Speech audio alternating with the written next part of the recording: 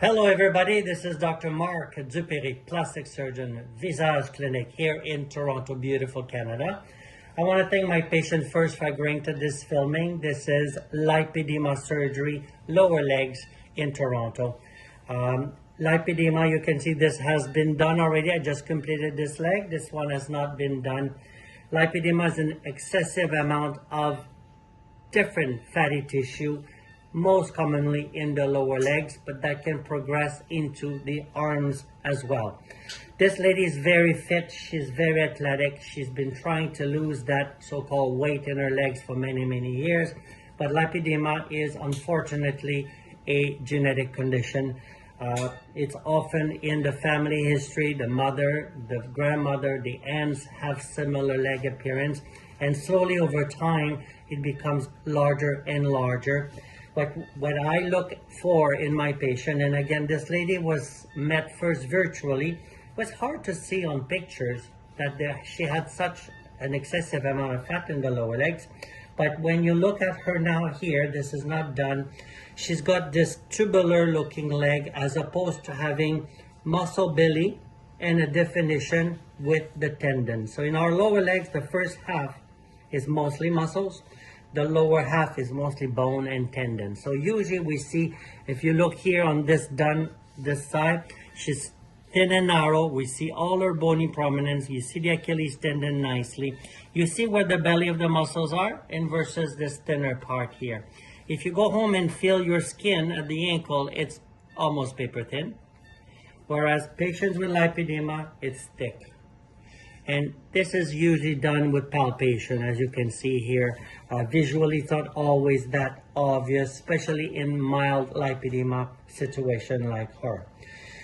So we look at tubular legs, we look at lack of ankle definition, I look at lack of muscle tendon definition mid-lower leg. We look at pockets of fat. She has this pocket here, it's 2.5 centimeters. And once it's done, it's down to just a few millimeter pinch. She's got pockets around her knee.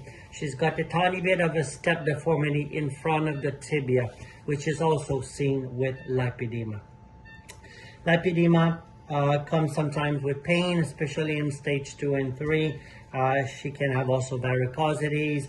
She's had multiple procedures somewhere else for her veins in the past, so she doesn't have any varicosities, but she's had multiple procedures to treat them. So this is a procedure I have been performing in Toronto for more than 20 years, but consciously knowing about lipedema, it's a newish term in Canada, in America, but it's been around in Europe, Germany, Switzerland, England for many years. In training, plastic surgeons are commonly trained not to do liposuction in this area of the body. This has to do with the fact that parts of our bodies have 2 layers of fat separated by a membrane, and those are the common liposuction sites. So abdomen, flanks, bra rolls, lower back, outer saddle bag, inner knees, where it's safer to go in the deeper layer of fat, having lesser chance to create a depression, a deformity, cannula tract, depression, lumps and bumps. So this area is a bit more tricky.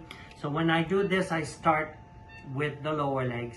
I go with smaller cannula, and with patience and meticulous work, we get something beautiful like this. Now, after we're completed, and this has not been done yet because she will swell up a little bit, we do equalization. Equalization is a newer concept of about 10 years, which refers to an acronym called SAFE liposuction, S.A.F.E.